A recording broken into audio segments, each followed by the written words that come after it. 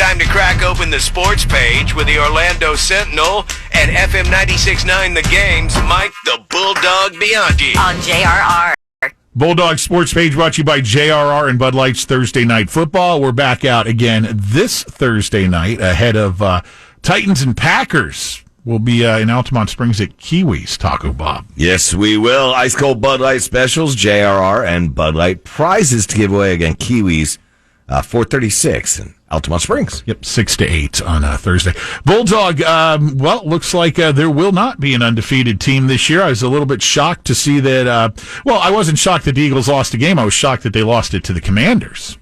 Absolutely. The 1972 Dolphins probably popping champagne last night as they do every season when the last undefeated team loses a game. And yeah, the Commanders, they methodically dismantled the Eagles 32-21 last night.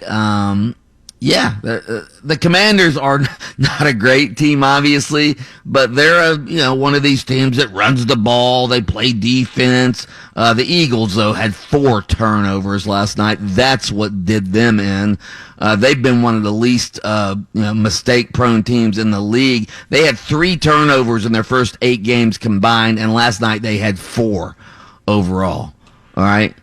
To me, the hot take from last night is the 3 best teams in the NFL right now: the Chiefs, the Vikings, and yes, Lynch's former team, the Miami Dolphins. Those are my 3 best teams in the league right now. Had another one of those roughing the passer calls last night. There was a little. And it kept the Commanders' last drive alive, and the Eagles couldn't get the ball back. So yeah.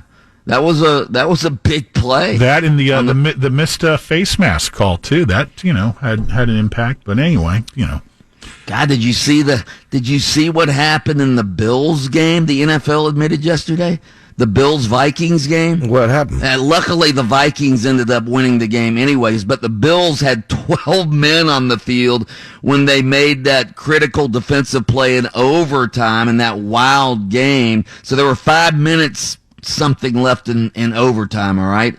And the Vikings had just completed a 24-yard pass to Justin Jefferson to set up the 1st and goal at the Bills' 2-yard line. On the next play, Dalvin Cook was tackled for a 3-yard loss, all right? Oops, there were 12 men on the field at the time. The officials didn't catch it. If they'd have caught it, it would have been 1st and goal from the 1, okay? So how do you miss 12 men on the field? Oh, yeah, it looks like there's enough out here. Yeah, right. and they get that ball on the 1 with Dalvin Cook. Oof. That'd be the sucky job if you were responsible having to count the players each play. Oh, that was. I wouldn't want that gig. They need to have some sort of electronic, device where they can, where it goes ding, ding, ding, ding when there's 12. Yeah, something like that. Hey, Bulldog. How about this University of Virginia story is just horrible. Yeah, and they don't know a motive yet. A former University of Virginia football player was arrested for killing 3 current football players and wounding 2 other students on campus. That was late Sunday night. They arrested the guy. They don't know what the motive, or they're not exposing what the motive is yet. But yeah, 3 Virginia football players shot by a former Virginia football player. And I guess this guy had some issues prior, some gun issues. But yeah, it's a weird, tragic story, no question. I really hope they are able to uncover what initiated all that, because as horrible as it is, I really would like to know. That's just did he take his own life after? No, they arrested him. They arrested him, so they can get it out of him. Hopefully, yeah. So tragic story. Magic last night, back to life, back to you said it yesterday. You can't figure them out. They beat the best teams in the league, and then Charlotte comes in who's sucking. They can't, Yeah, they were behind the entire game, dog. Oh, they were behind 19 at one point in the third quarter, and finally Jamal Mosley, the head coach, who's going to be on our show at 8:15 this morning, he just took all the starters out and put the bench guys in.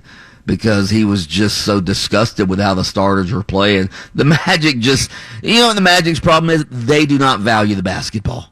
They do not value their possessions. 22 turnovers last night. You go look at the turnover statistics in the NBA, the Magic next to last in turnovers, and that just costs you points, and it ends up costing you games if the games are close.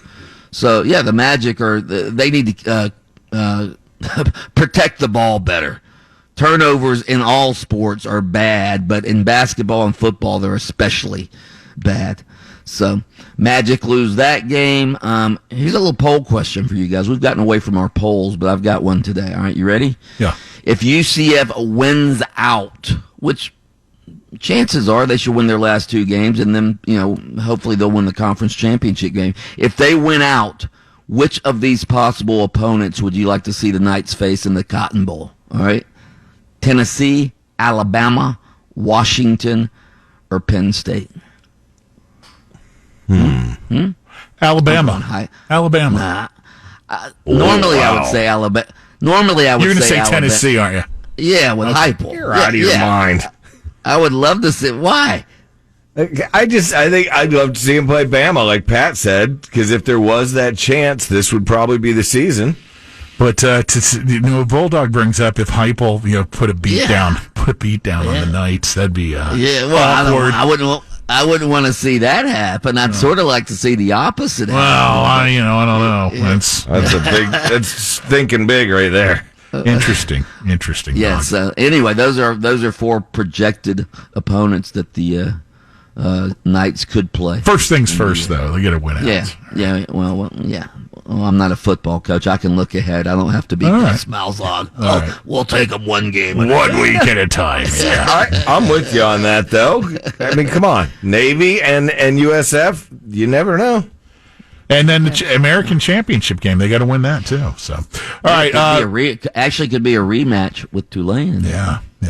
All right, Lightning home tonight. They've got Dallas coming in. I think that about covers it, Dog. If you want more sports, you can always find Mike the Bulldog Bianchi over on FM 96.9 The Game, where he hosts Open Mic. And you can find his column, his sports column, in the Orlando Sentinel. But it's only here that you get to hear the grown man bark as he takes us out of the sports page on JRR. Oh!